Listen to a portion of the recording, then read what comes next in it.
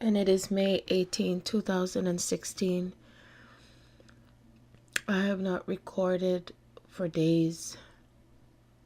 I've been going through an enormous, I don't even know what to call it, emotional, traumatic events, very traumatic. And it's both worlds. It's both energetically, spiritually, and affecting me physically, and things that are affecting me on the physical plane.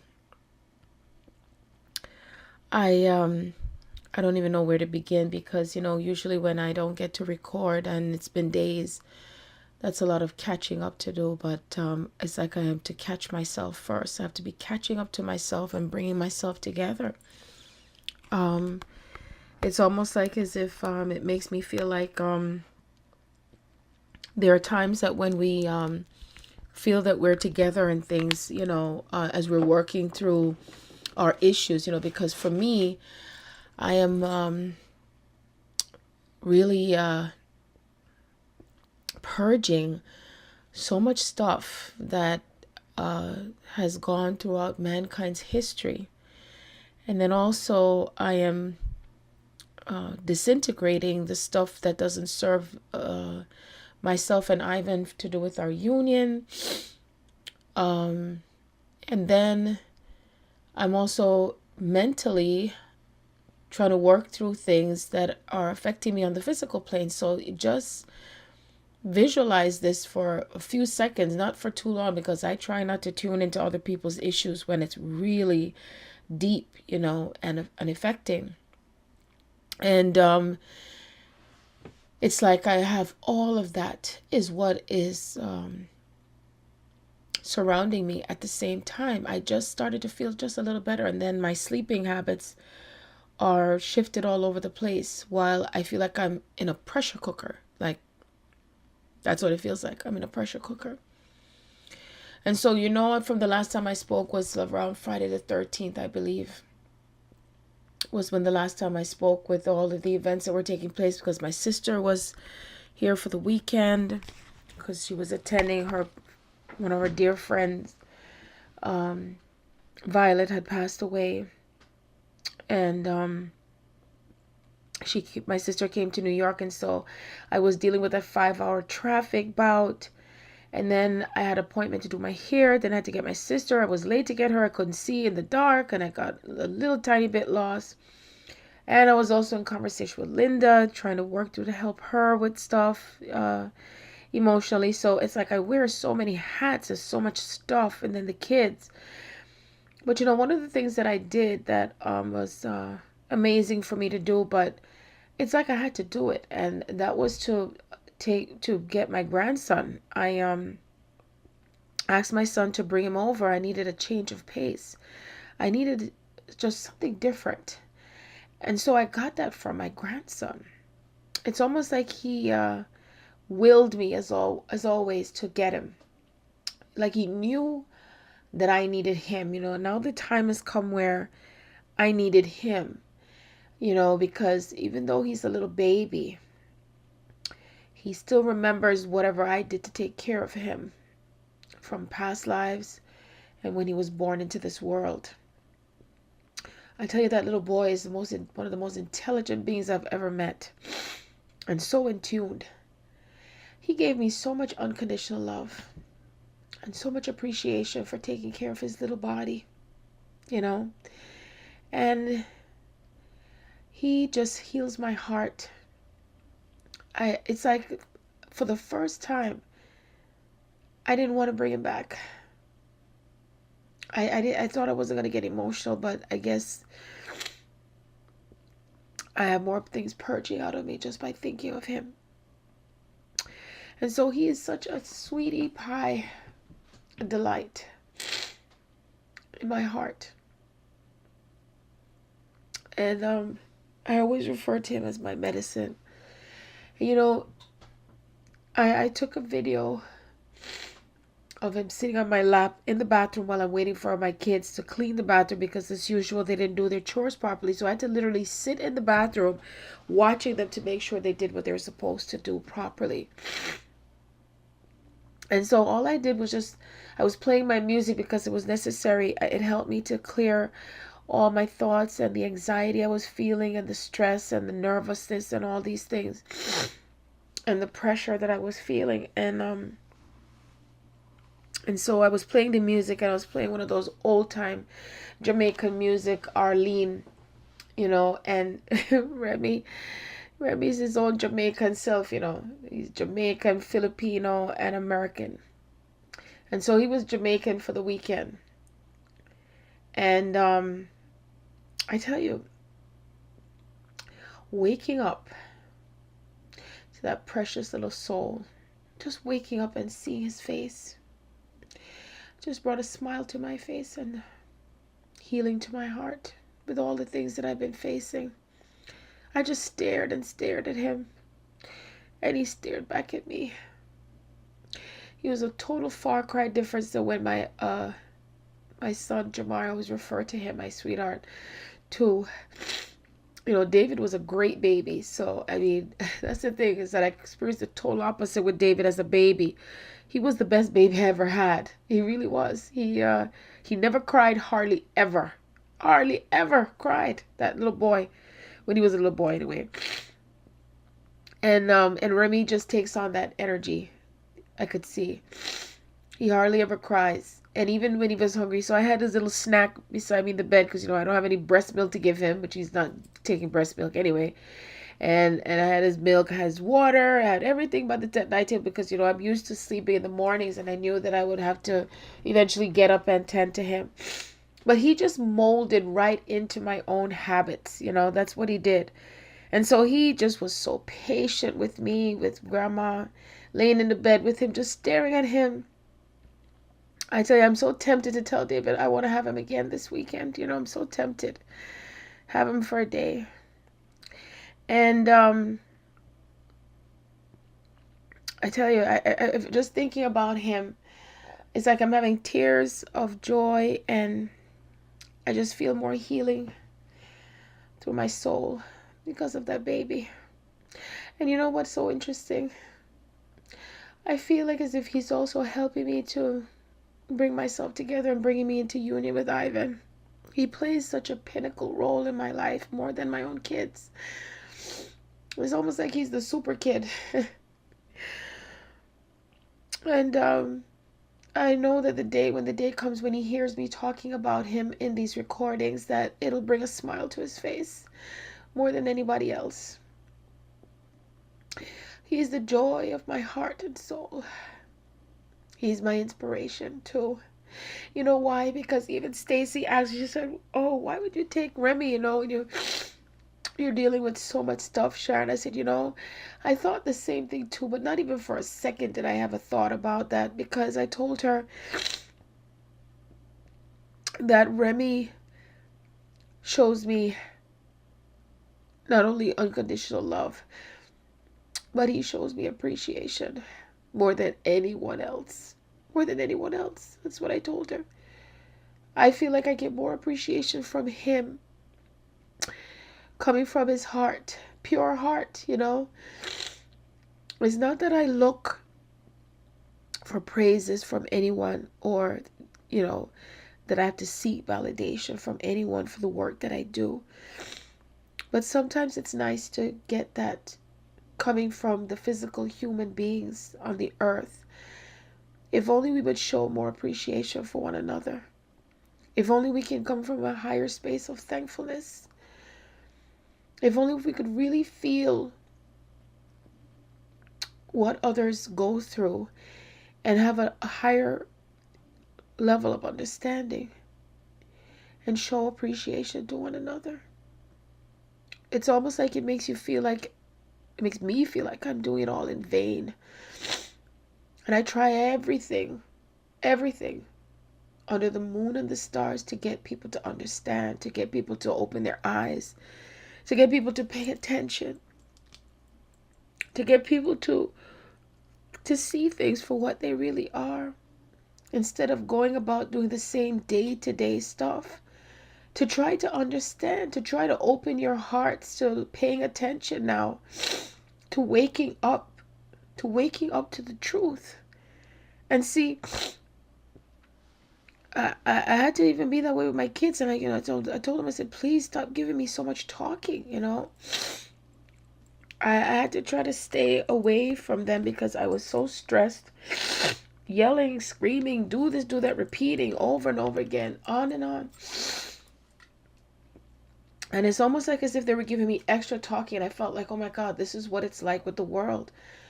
Giving extra talking, trying to explain things over and over again. Talking and talking and talking. Everlasting talking. At some point, it's like, I don't want to talk anymore. If only I could just plug everybody's brains into the computer and say, here, look at this. Pay attention. Can't you see? Can't you open your eyes? Can't you see things for what they really are? What does it take?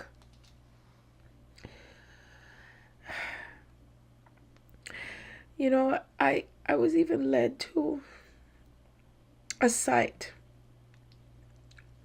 where it's supposed to help people in trouble or parents. I tell you, when I read all these people going through all their issues with their lighting gas, my heart just started to break. I said, if I had the money, I would just contact them and say, I will pay for it for you.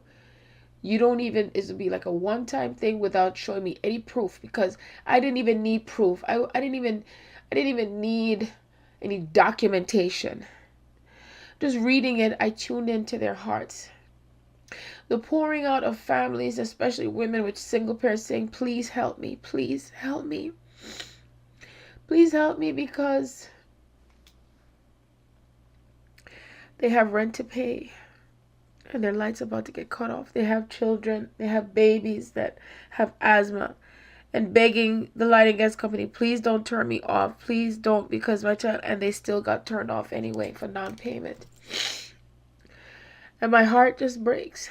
And I'm saying, there's so much money in the world. There's so much money out there in the world. And you mean to tell me that there is not one soul out there that really connects to the heart of your fellow human beings on a grander scale to help people for their lights to be kept on? It's like when your light is cut off, you can't even do anything. Your food can get spoiled if it's during the summer months. You can't entertain yourself with any TV, radio, or nothing. You can't have any internet service. You can't go on the computer even if you have a little work to do. You can't function. It's like you feel like you're out on a whim. You feel vulnerable and you feel helpless and hopeless. You have a headache. You can't even open your garage door. You can't do a lot of things from not having this light. I know even in Jamaica, where I had spent time with at my grandmother's house in the country, they used kerosene lamps and stuff to have light, but at least the weather's warm all the time. Ironically, we're not even having warm temperature for May. It's really pretty chilly for May. I'll tell you, very, very chilly. It's not as warm as it normally would be. And so what is so unusual about this is the fact that it makes me feel how for some people their hearts are just not warming up as much as it should or could. You do represent the weather. We all represent the weather, the seasons, the time. What do you think the Ice Age meant? That was when things were really cold and heartless, I'm not saying that countries that are warm, that means the people are just so warm-hearted, because in every place there has been corruption and sorrow, regardless of the weather. But this is about the changes that are happening on the planet and how much the weather is playing a role on a grand scale with the shifting, the tornadoes, the hurricanes, the volcanoes, the earthquakes, the floods, tsunamis. All these things play a part in the shift, because Mother Earth is playing a very strong role in all of this. How we're going to be heading back into the true source of light. Truly we are the light. We are the light and the beams of our paths. We're the ones that truly provide the light, the rain, everything for ourselves. We are the ones that are a part of this element of the earth. If we don't take care of it and ourselves, then what? Things start to fall apart.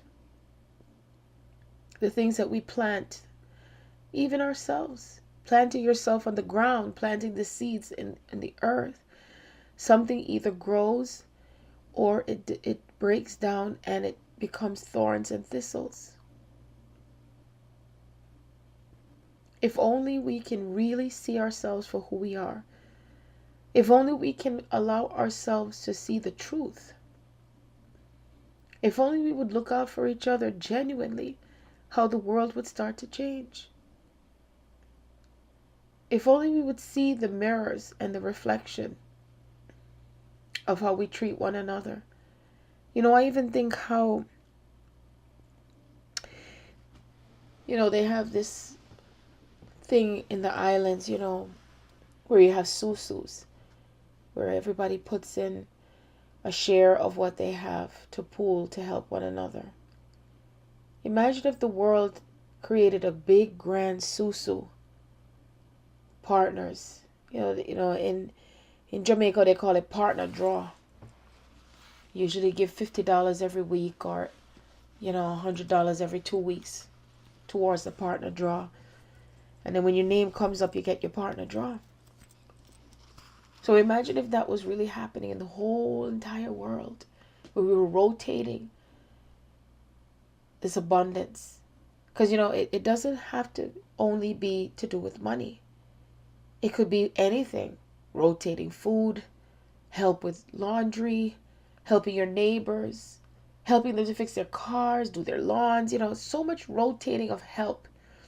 And as I do something for you, you do something for me, we do something for each other, and that's how we rotate. Now that's the true meaning of giving back to one another. That's the true meaning of partnership. That's what this is about. It should be a partnership.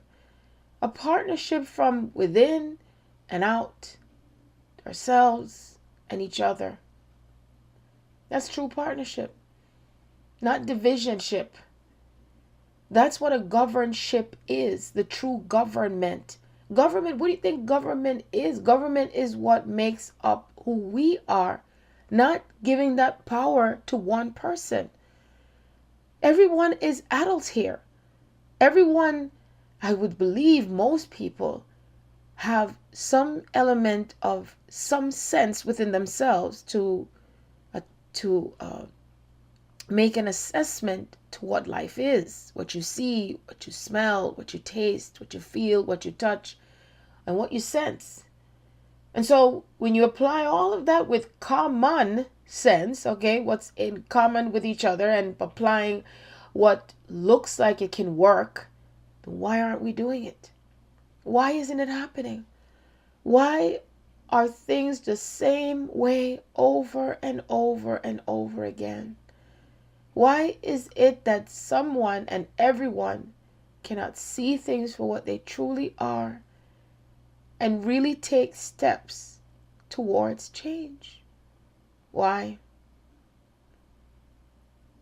Why not? Why not shift the methods of what is not working for centuries and really dive into what can work now? which is bringing ourselves together and opening your eyes to what the truth is. Instead of waiting for one person to do it for you, to make decisions for you, to vote for these people who are doing nothing more than bringing on more destruction. They're showing you who you are, because you are the one that have the true power to change things. Instead of waiting for someone to do it from within yourselves and really take steps towards helping each other. As one person takes a step, the next one takes a step, and it becomes a collective thing. It doesn't matter where you are or where you live. That is how the world can change. It doesn't have to be coming straight from a foundation or an element of some other entity that says, hey, I'll help you. There's so many ways that we can help one another. There's those who can set up funding for people who have no light and gas, set up more fundings for people who have no food, and supermarkets and restaurants working together. Someone to start from somewhere instead of waiting for someone to approve it and say, hey, let's do it. Just make the decisions. A supermarket chain, make decisions to do it now instead of waiting. And if everybody works together as a group to do this, singularly, collectively, and say, hey, I'll be a part of it. I'll do it. I'll make the decision. Someone who, even if you're just an employee in the supermarket, make the suggestions, write letters, do something. I can't do everything. Not anymore. I'm here to bring the truth so you all can see yourselves. See what is happening. Open your eyes. Open your hearts. You gather yourselves to go to physical places almost every single day of your life and ask yourself, what is it doing for me now today? What has it been doing for me? You go to work, you go to church, you go to functions. Ask yourself, when you get up, when you wake up, ask yourselves, what is it doing for me and what is it doing for others on a grander scale? Ask yourself that question. Are you in just ultimate joy? Are you at ultimate peace? Are you in blissfulness with this? Are you? You can look at me and think, life is so beautiful. Look at her. Of course, it's beautiful. It's beautiful and it's ugly. I'm experiencing both worlds. I always have. That's the true meaning, in its own way, of Beauty and the Beast. But now is the time where you can ask yourself, what side do I choose? On a grander scale. Instead of sitting back and waiting and voting for someone or someones who may or may not do anything but to continue with more lies and deception. What I've had to endure for such a long time, and to understand it all, has not been easy. And I've had to dissect it all too, And it's not going to be where I'm heard because I'm no longer physically here. I'm to be heard while I'm still here. And for there to be a greater understanding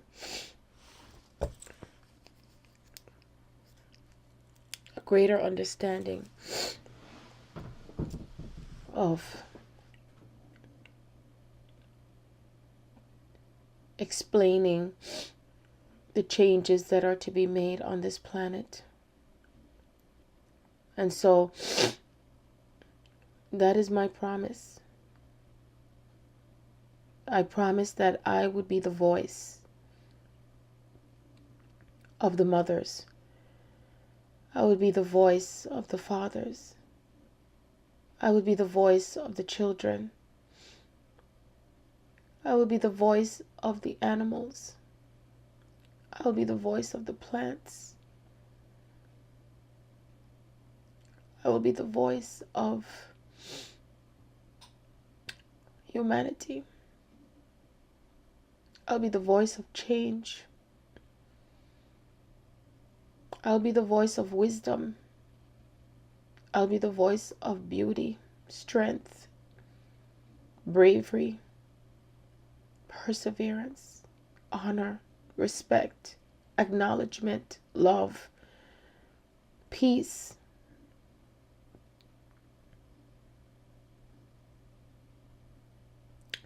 All of these things. And it's all happening now. There is no waiting. I am all these voices. I'm the voices of all the queens and kings, the honorable ones. I'm all the voices of all the honorable mothers and children, parents. I'm here to speak truth. I will always speak the truth. I will always be the love and bring us together in love and harmony and laughter. I'm human and divine at the same time. I had to come in human form in order to get your attention. I had to come in human form in order for you to see who we are. I had to come into an understanding of myself and remembering myself from an early age to where I am now because of how many times I've been on the planet. And so my memory is a lot more stronger than ever before. I'm remembering more and more and more and more. And the key thing is staying in love, as I always say. I'm not afraid to say or to speak out the love that I have for Ivan. I'm not afraid to speak and to say the love that I have for others and how I feel, because it's the truth.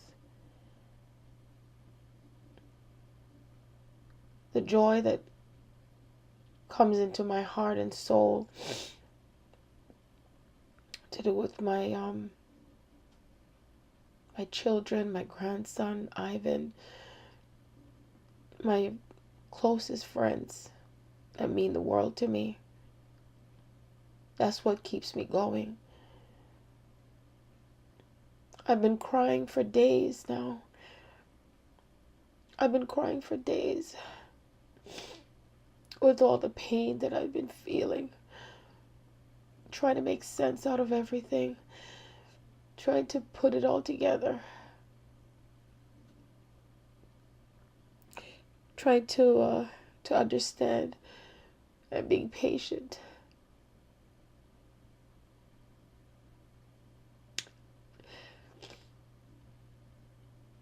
Sometimes I don't know whether I'm coming or going,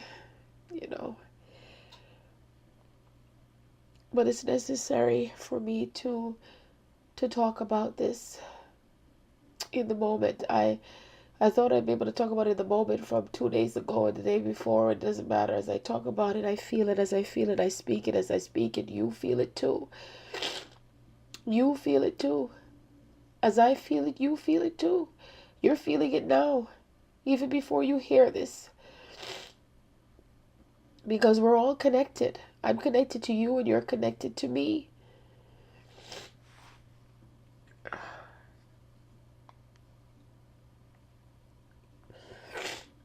Anyway, I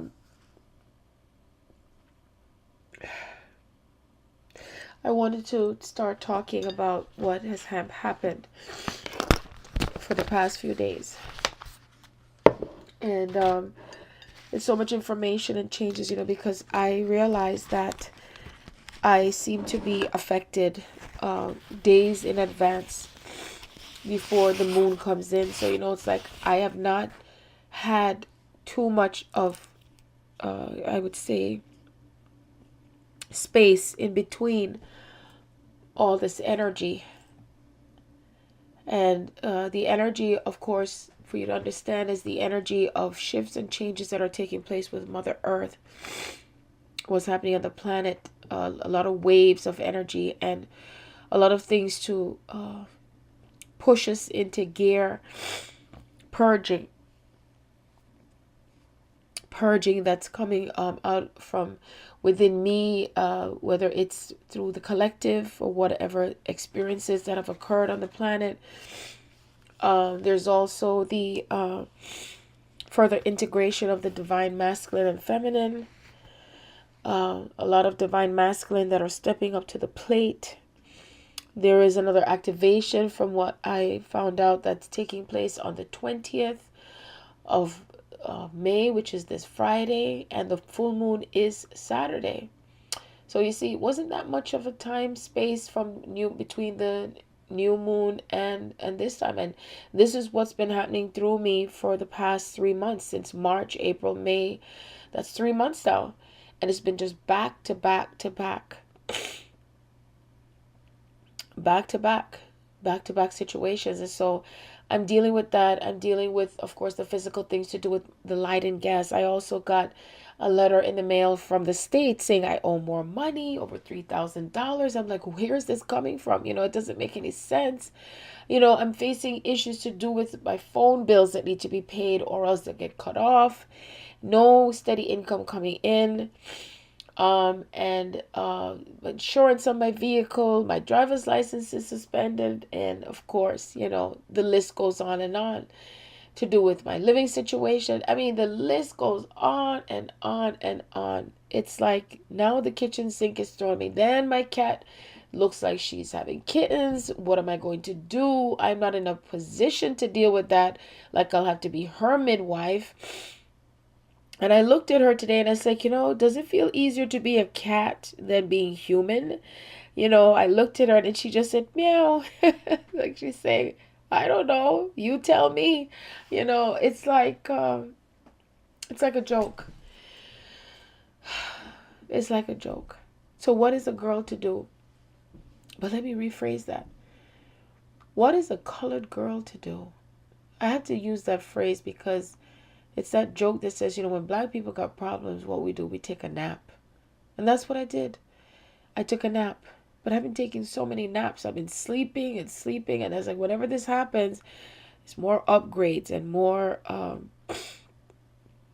purging and pulling. And I had nightmares, terrible nightmares. Like, I don't even want to talk about it, but I have to.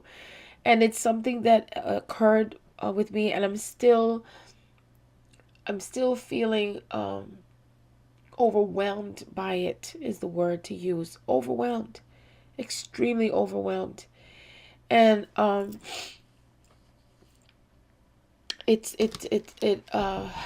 my God, it has taken a toll on me so much that I had to get help to find out what it meant on a grander scale. I couldn't even be the one to analyze myself with it because it is so emotional.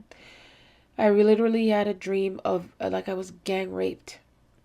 It was a nightmare. I was gang raped, and it wasn't from this life. And the funny thing is, what triggered that dream to come through is my son wanted to keep talking about Game of Thrones. I'm like, I don't want to talk about that show. I said it's sadistic. It's more about killing and stabbing and all these things and chopping of heads. And it's like, I'm not interested in that. Trying to tell him and wane him away from it, but he chooses to want to watch it. Him and the kids and all the other kids, however. And so he turns it on from whatever, but he's telling my daughter about whatever episode, like it's a soap opera.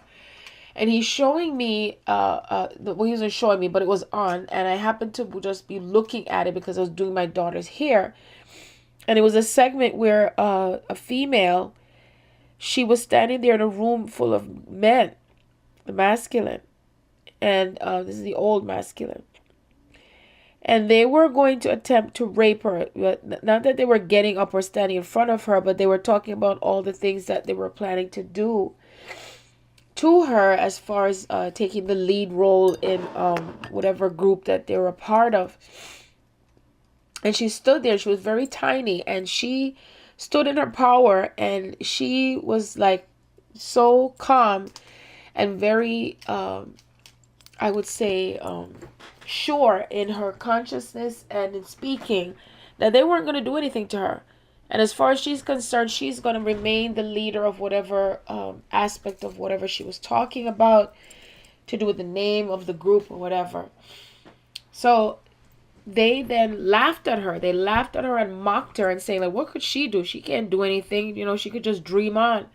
And so what she ended up doing was throwing the, I guess it was something that had a fire to it. You know, when they need something to have light, you know, the fire. And as she threw it down, it started to catch a fire on with the hay, or wherever they were, like in a barn. And so because of that happening, they all died. They all died. So she took back her power by doing that. She took back her power. And so with taking back her power, that showed that she was not going to allow herself to be raped or whatever they were planning to do with her. And so I guess whatever happened just from that episode, just from that part of the episode, I wasn't focusing on it as such, but for some reason it did something within my subconscious. Something was happening within my subconsciousness. And so when I went to sleep that morning, or that night, that triggered me to having that nightmare. And it was awful because the way I was dreaming it, like I was being mocked. I was being mocked also, and I was within a group of men. So this is a representation of the masculine and what has happened to females. And in the dream, I was like, it's like as if somebody knocked me over my head. And when I woke up, I saw myself bleeding from my vagina, and like my flesh within my was hanging out. And it's like as if there was instruments that were used to rape me, besides being gang raped. And I tell you, I have never felt so devastated from waking up. And I shook. I was shaking.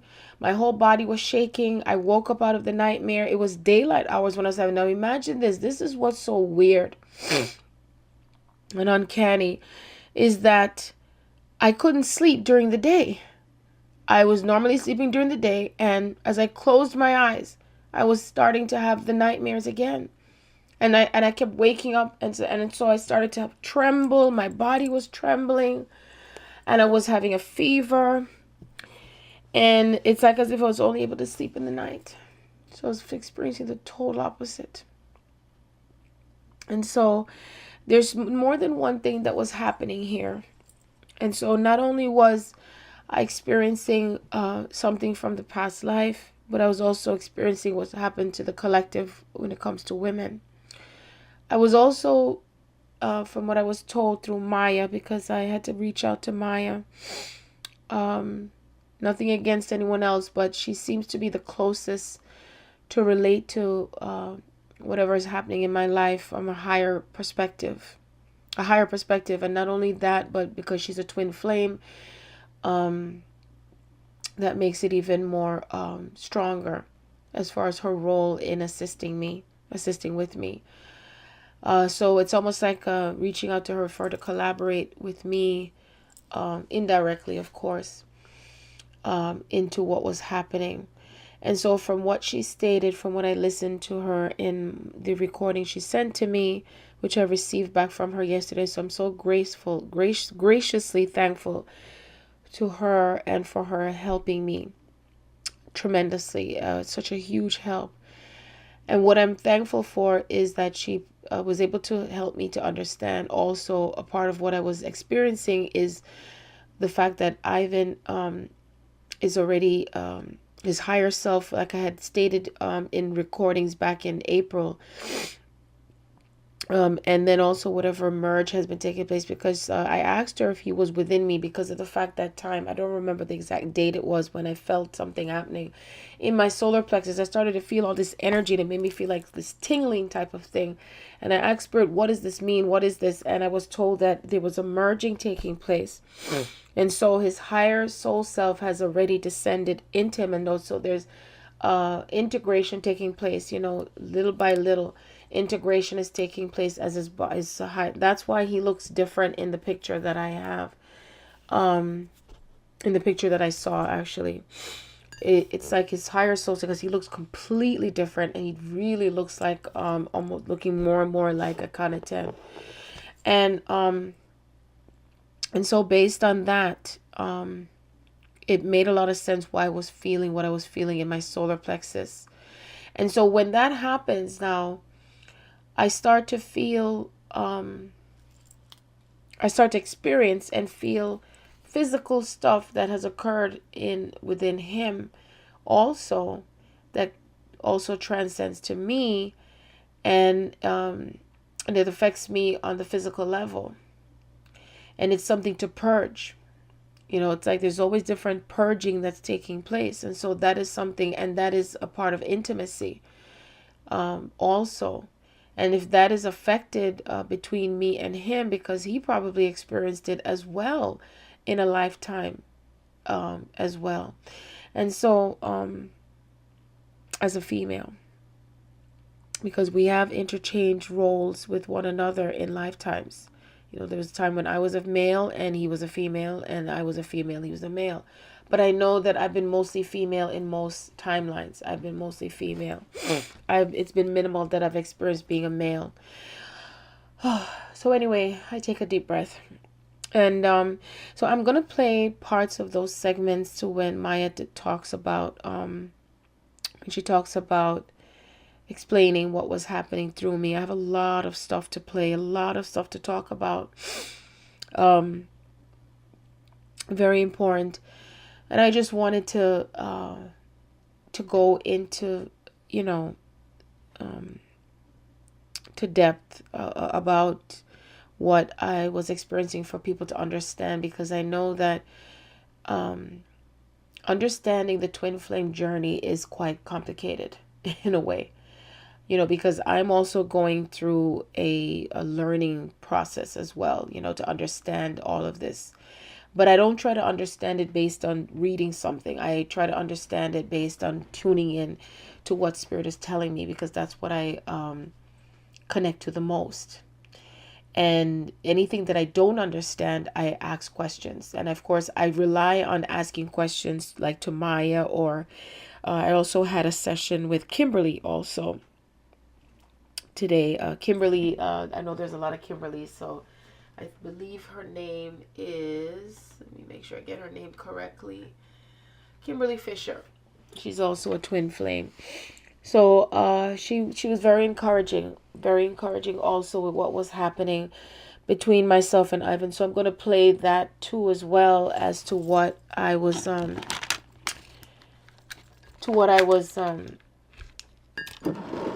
told, to what was happening to do with my union and what was taking place initially.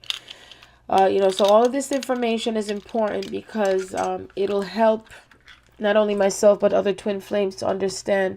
Not everyone's twin flame journey is the same. Of course not. It's not. But the more information that's gathered to understand the dynamic of this, because whatever journey is taking place between myself and my twin and other twin flames is what is helping us to bring ourselves together, to anchor in the love, and to work through constant, and continuous healing. And that's what's important, is to work through the healing. The healing is what's important. And you just cannot imagine what it is like to work through the healing of hundreds of thousands of lives, hundreds and millions of thousands of lives on the planet, to what has been experienced by the collective, especially the feminine. It's so important for the feminine to come into healing within herself. And the feeling within herself is not, remember, it's not just pertaining to the female body, but the male body. And so when I think about Ivan, of course, there's a vulnerability to opening up himself to me, because, the males have been taught to be strong, and they've been taught to, not to allow anyone to rule over them. They rule over someone, and they're the ones that are in control. And so to be able to bring yourself into a place where you are vulnerable and opening up your life, opening up your yourself, your thoughts, your emotions, your feelings, and then also the point and level where you're able to open up yourself physically, with your bodies, it's a huge thing. And so when you've been violated, and when you've been disappointed based on being violated, sometimes it happens even with little boys, where they're touched as a child by someone that they trusted as an adult, and their only ways and to get through it is by becoming aggressive. They become aggressive with someone, and it doesn't have to necessarily be becoming aggressive towards another female. It could be towards a young boy too. And then they grow up and they do the same thing to someone else. And so sometimes when that happens, things just start to shut down within that person. They start to shut down and they become aggressive, as I said before, or they shut down where they're not able to even be intimate with another person. And the intimacy is on all different scales. So we're talking about intimate as far as opening up to talking, also feeling safe. Because even when I was having that nightmare, I didn't feel safe. I was scared. I was a scared child. That's what it was. It was like a child in me was so scared. And I was afraid. I was so afraid. And so even with the energy of what was going through with the light and gas and all of that, I was petrified. I had never felt so much fear culminating through me like that. And I didn't know what to do. I didn't know what to do. I didn't know where to begin. I didn't, because I'd never had that experience in my whole life. It's almost like I was afraid to even look at my vagina to see if I was really bleeding. And because it was like as if I was having an energetic experience. And it was so deep within my soul that it made me feel like as if it wasn't mine, that it was someone else's. It was extremely traumatic. I know that in this lifetime I was close to being raped, but it didn't happen. And it was by a relative. And so, thank God, my mother, when I told her, what was happening, she stepped right in. And I've always had cases of males that would literally stalk me. It's like I'd get stalkers, or they're after me from I was 6 years old. I've been running from little boys trying to touch me or anything. And when I was 16, oh my God, especially when I was 16 too. I mean, I don't think there was ever an age where I was not stalked after, or someone's following me, or trying to get my attention or anything like that. I've never had anything violently done towards me, thank God, because I'm protected. But when I did tell my mom, when one of my cousins tried to, she stepped right in to protect me. And when she had paid for me to get some driving lessons when I was learning to drive, the instructor, old man, he was trying to touch me. And I told her, and she's like, oh, lesson's over. And she got to the bottom of it, and then, I had cases where a man was following me every morning to the bus stop when I was getting ready to go to school. When I was in high school, and I was around 16 then. And she made sure to follow me in her car and to see when that car was following me, and she confronted that person. So that's the one thing my mother, thank God, she never took anything lightly whenever I spoke to her. about anyone that would try to touch me or whatever. That's the one thing about my mom, and she was very such a strong, fearful, loving woman. That's what I love about my mom. She was no nonsense and then quiet at the same time, And so I kind of get that personality from her tremendously. And so I'm thankful that I have a mom like that. Notice I said have, not had. Have her, because she's still protective over me. And how, boy, did I really want my mother with what I was going through. Did I want my mother? And so there are some children who don't have that. There's some children who don't have that. That's not necessarily they don't have a mother. There's some children who don't have a parent to turn to when they're experiencing these type of pains. Sometimes they don't have anyone who believes them when they say these things. And it's important for them to feel safe. It's important for them to feel safe if and when they're experiencing anything like that or even close to that. Okay?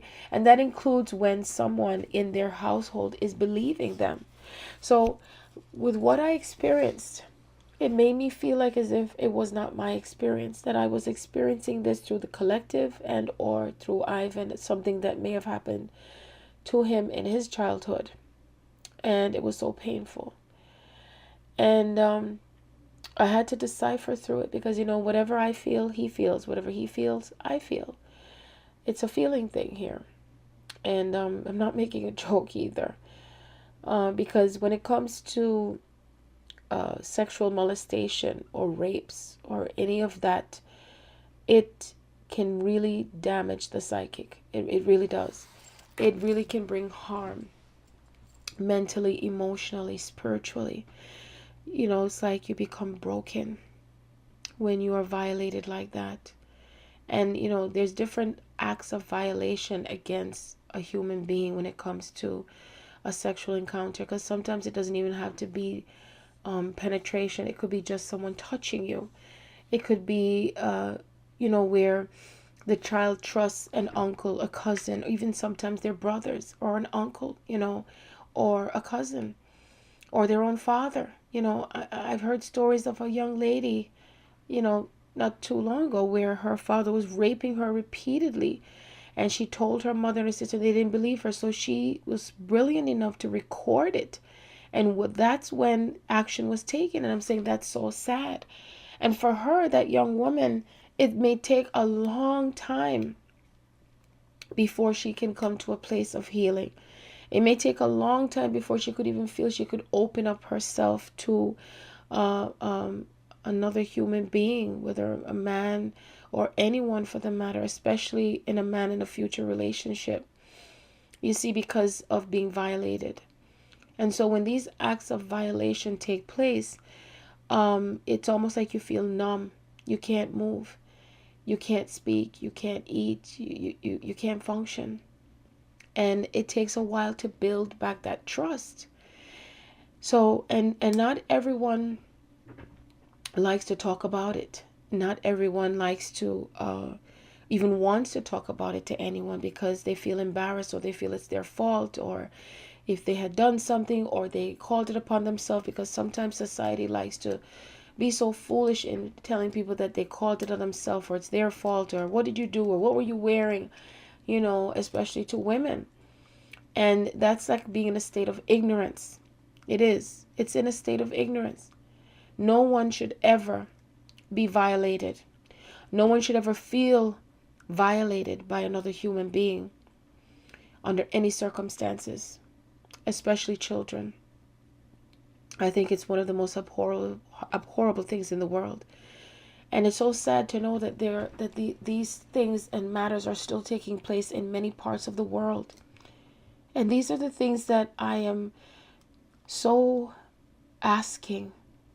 really asking for others to step in. Step into your roles. And when I say step into your roles, I know that it's a great thing. It's an absolute great thing for one to step into a space of doing something physically to help and be a part of groups and advocates, and helping children, especially who have been violated, especially in different parts of the world, but it's taking place in every part of the world. I know there's some worlds, like, that man in Nigeria that, kidnapped those young girls and for them to be impregnated and I tell you this, it's taking place in every single part of the world, even here in the United States. Okay, there are young girls who are being violated just the same. Okay, and so it's about opening your eyes, everyone. Everyone, open your eyes to everything. Start working within yourselves. Start peeling back the layers and working within yourselves and facing the truth. When you start to work within yourself, someone else will do the same, and the next one, and the next one, and the next one. As we all start to bring ourselves together, then the world will truly start to change. There have been so many instances of others who are doing everything they can possible, everything, to help young people, to form groups. And what is happening is that they're suffering from burnout. Really, seriously. It's like a burned out situation. Because, when I tune into it, all of it, there really isn't that much happening. There isn't. So you see, that tells me then, it comes back to the same old thing. How do we change the world? How do we change the world of all these ugly aspects of ourselves? How do we do it? How do we save these children? How do we save ourselves? Is by saving yourself. That's it. Saving yourself. As one person takes the responsibility to wake up, pay attention now, really going full force. You see, that's how we're changing the world. Because you see, we've been doing it backwards. You start to doing things physically outside of yourselves,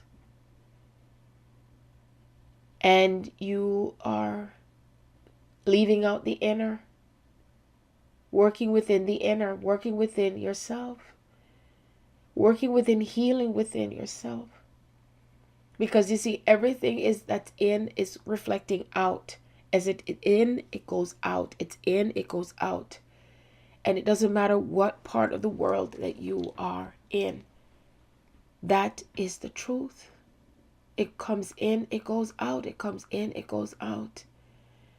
So what I'm saying is, I'm not saying not to do anything physically, absolutely. But also don't forget to look within yourself as well.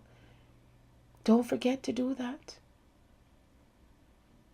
And this is how we can start to heal one another and heal the world. And I say again, if you feel you don't know where to start, please feel free to contact me. That means that you're taking the steps for yourself. You're taking the steps for yourself. And you saying, Sharon, can you tell me? Because, I'll do that much. If it's just one time, that's it. Because it's like, I don't want like a bum rush. One time and you're on it, but this is where this is in truth. That you're ready to hear the truth about yourself. And say, how can I help the world? How can I help the children of the world? How can I help the women of the world? How we can help the men in this world? How can we help the divine masculine to also feel safe? Because they don't feel safe also. We focus so much on the women who don't feel safe. But guess what? The men don't feel safe either. They don't. They're crying out for help within their hearts. But it's a silent cry though. It's a silent cry. It's sort of, like they feel vulnerable because one thing is that whatever is happening now with the changes in the world, they're not used to it.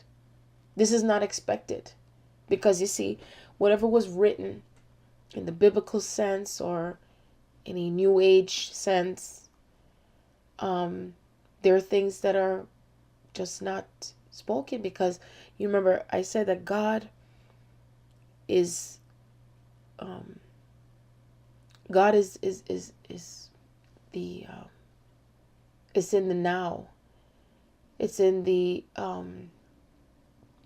living word. That's the word I was looking for. The living word of God. And so we're going to continuously, and this is the truth, we're going to continuously go through changes, even if you're not consciously aware, because this is a part of conscious living. Conscious living is where you are consciously allowing yourself to be aware. Awareness. Connecting and understanding what connecting is truly about, instead of blindly going day by day by day by day by day, just consciously going by day as if it doesn't matter. Oh, I'll get on, just got to do this and that's it, jolly folly. But no, sometimes it comes a time where you take the blinders off and you really truly ask yourself this question: what is there more for me to be and to do in this life, in the now? You see, and nothing that you think is going to be the same as it was before. It's like even yesterday, the Spirit showed me there's going to be like drastic measures and changes that is going to be taking place, more than we ever realized, more than you've ever witnessed or seen, truly, in really truly unexpected ways. And this is because this is God saying, hey, are you really paying attention here? Are you listening to me? I want you to hear me. I want you to see me, feel me in everything. Really taking the blinders off. Do you see what I see? Do you hear what I hear? Do you feel what I feel? You're hearing my voice. Or are you not? Are you seeing me in all things and everything as I'm trying to get your attention? As I'm experiencing through you, through me, through you. It's not just about getting up and going to work or your functions or your other activities. This is about what's important now. Inner and outer. Remembering yourselves. Truly working through your healing and not running away from it and avoiding it any longer. Facing it head on. Not a collision now. It's not in my hands. It's in your hands. So I'm going to play, it's going to be quite emotional. But if this is the way it must be, it must be.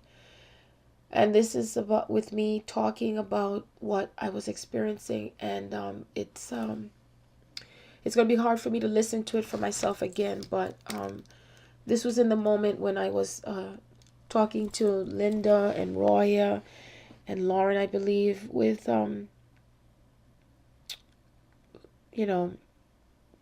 what I was experiencing.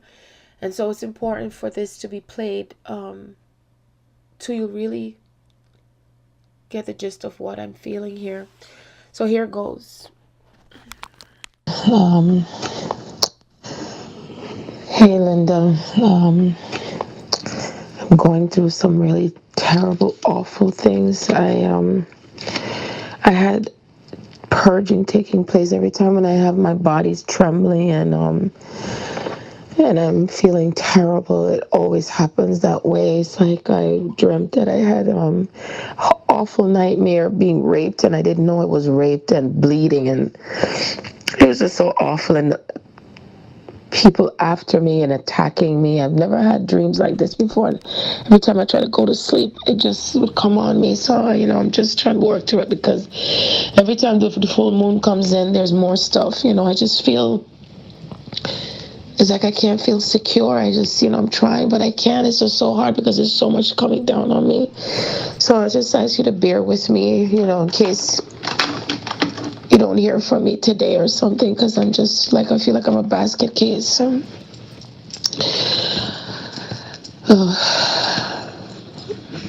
I can't even explain. Every time I close my eyes, I just see it. It's just a nightmare. I just wish this was over with now for me. I just really wish it was. Can't take it anymore. It's just awful. Really awful. It's like I was gang raped. That's how I feel. Anyway, I'll talk to you later. Thanks for letting me know about the blog. I'll look at the email and I'll let you know, okay? I'm just now getting up a little bit. Trying to do so many things at one time just to try to make it, So, all right then, I love you. Thank you, Linda. Appreciate it so much. I really do, because not everybody really understands what I go through. It's like being tormented all the time. It's like,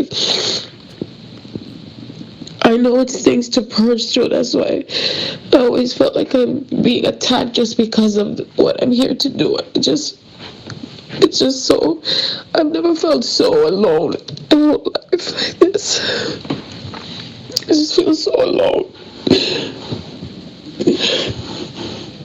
I've never felt so much, my stomach in so much knots. It's a good thing I had my grandson, because I feel like as if he was supposed to be with me to help me, because I dreamt him too, like I feel him thinking about me, even though it requires work. It's like I didn't even want to let him go yesterday, but I knew I had to, because,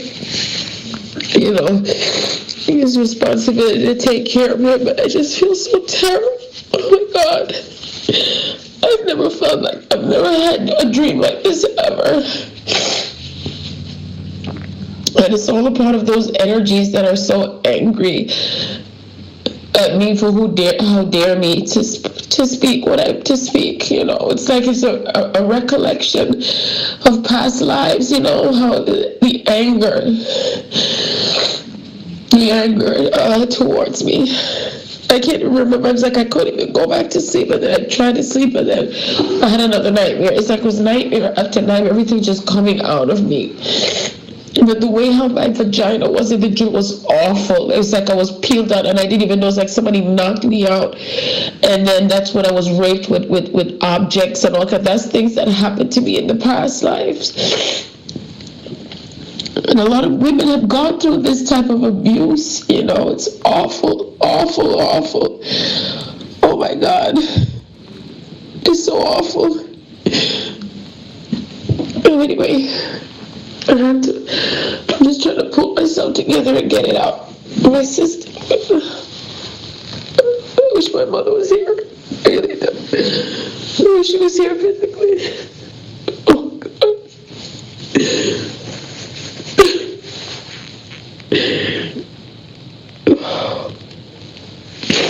Thank you so much for praying for me. I appreciate it. I need all the prayers in the world. I really do. I really do. I need all the prayers in the world. I've never felt so alone in my life like this.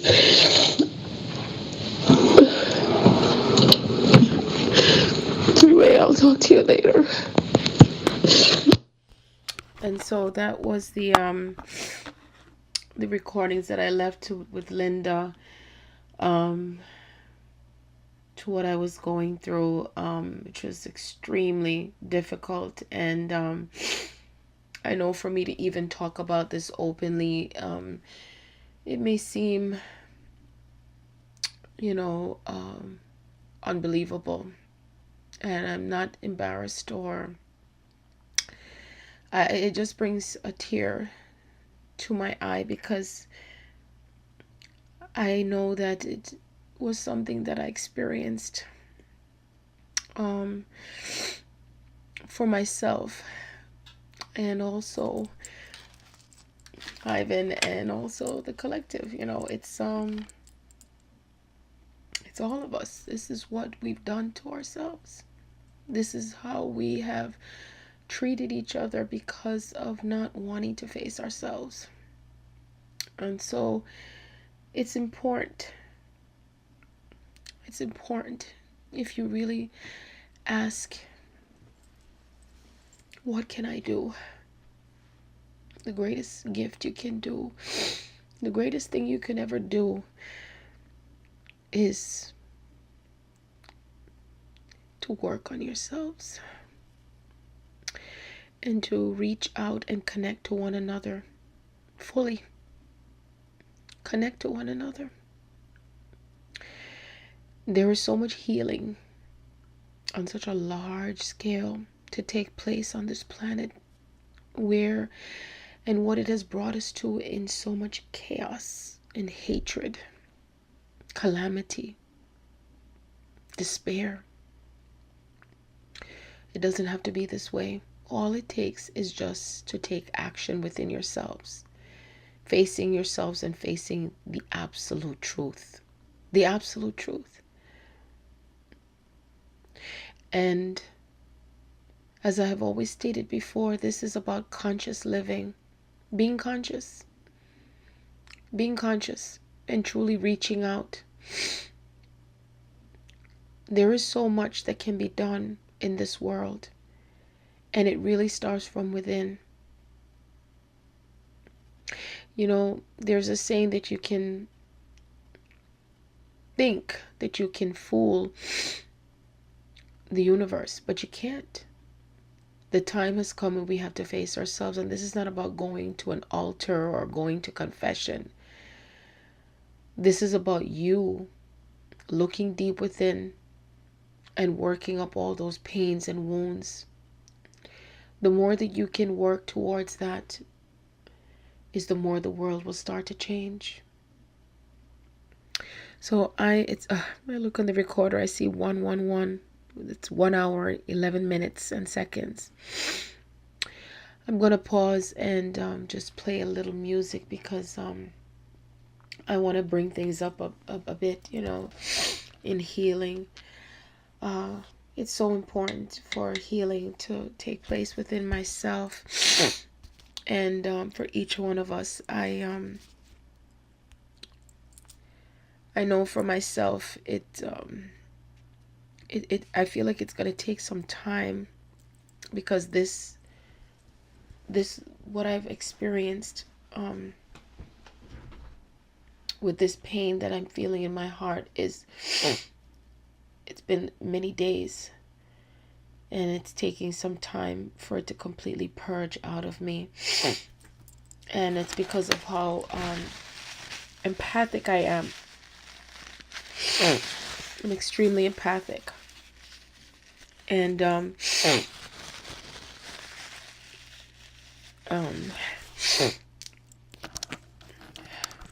it's important. It's important for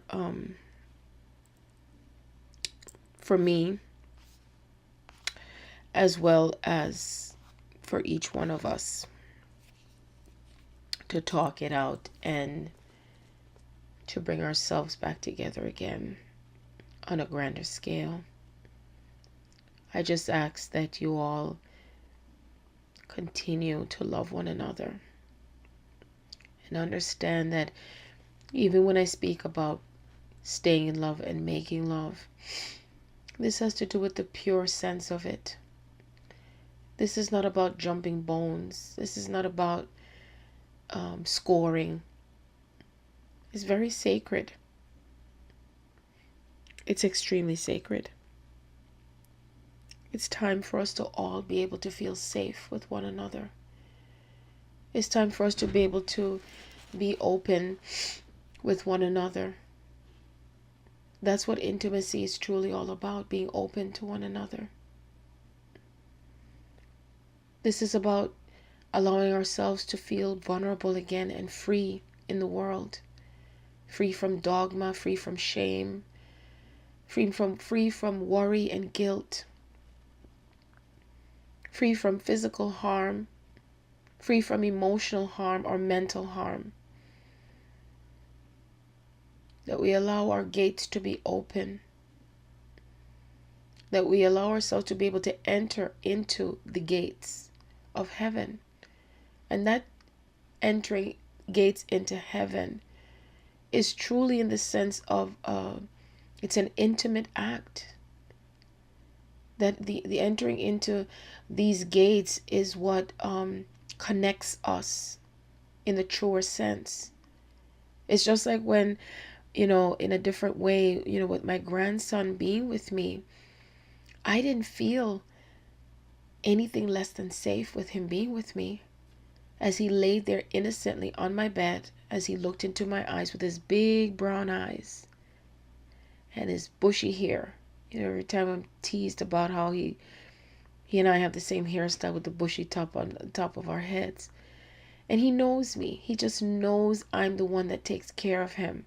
He doesn't want anyone else to take care of him when he's ready. He knows I'm the one that's, just connected to him with how I take care of him and how he takes care of me. And it's very hard for anyone to imagine, how can a baby take care of me? Because he's so little. But you have to understand, him taking care of me is the emotional sense, the love. Who can ask for anything better than that? Because it's an innocent, pure love. It's not tainted. It's not corrupted. It's not measured. It's not weighed. It's not beating on me. It's not hurting me. No. I feel so safe. I didn't have to do any talking with him. It's just our souls were talking to each other. I look into my grandson's eyes and he say, "I love you, Grandma. I love you so much." And I look at him and I say, "I love you too, baby." I said, I'm so thankful to wake up in the morning, that morning, Sunday morning. And I look in his eyes and all I could do is keep kissing him on his cheek, kissing him on his neck, watching him so innocent. That's pure love. And that is what is a representation of twin flames. It's pure love. And the expression of pure love is what comes from feeling safe. The masculine and the feminine is safe again. But we must work within ourselves to get back to that place of feeling safe, and the world will start to feel safe again. No more looking over our shoulders. No more having to look over our heads. No more having to fight.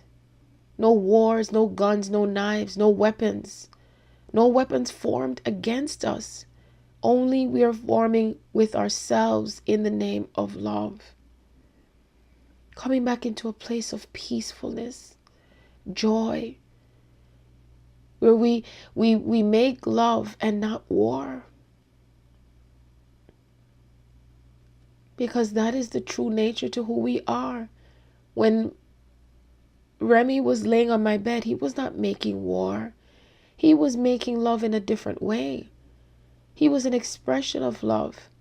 His making love is the innocent love of, I'm here. I'm here with you. My soul is connected to you. I just love you just for you. You don't have to do anything, Grandma. I just love being here with you. That's his expression of making love to me. That's another part of making love to the world, when we can say, I'm here for you, we're here for each other. It's an innocence. It's a purity that comes behind that. It's a depth of love that cannot be explained. It's just felt. There's no need for explaining. There's no need for justifying it. There's no need for justifications. And that is where it comes back to that space, when we're back into that space, that void, as one says, and it involves being in a hole, right? And that's where twin flames come in. It's like we come back to that space after we're doing all this clearing. We come back to that space and void, and that's a different type of making love. This type of making love is like an expression. It's expressed because it's inward. You're feeling it so powerful within yourself because you're clear. You're feeling it so powerful within yourself. You cannot help but wanting to express it with someone. You want to merge with that person. You want them to feel it within you. And so this is done on an energetic and a physical way with twin flames and your true love and your divine complement. Now, when we do it with each other, not necessarily being twin flames, it's done energetically. We intertwine with one another and we merge together energetically. And what it does, it brings us back to life. It brings us back to life. And then as it brings us back to life, we are able to continuously feel safe with one another, where we don't have to feel like, oh, he's out to get me. Oh, he's trying to get in my pants. Oh, she's being vindictive because she just wants to get my money, or she's looking for something, and we put up these walls and barriers. And then we start to be defensive towards one another. And then, the paranoia comes in. Oh, they're out to get me. Oh, I better hide my stuff, or I better, clear the way out of here because, they're going to try and kill me. And then the possessions come in, the possessive and obsessive behaviors. You see, one layer and method of chaos leads to the next. That's what happens. This is what leads to the destruction and the chaos. There should be no one, no part of us, no child in us that should ever have to feel violated or ever have to feel that we can't be open and intimate with one another. There's no reason to not feel safe. So it's time for us to begin in partnership. In different types of partnership with one another. If you see and know that someone is being violated, reach out to help them. Don't let them continue on by themselves. That is their problem. It's your problem too. It's ours.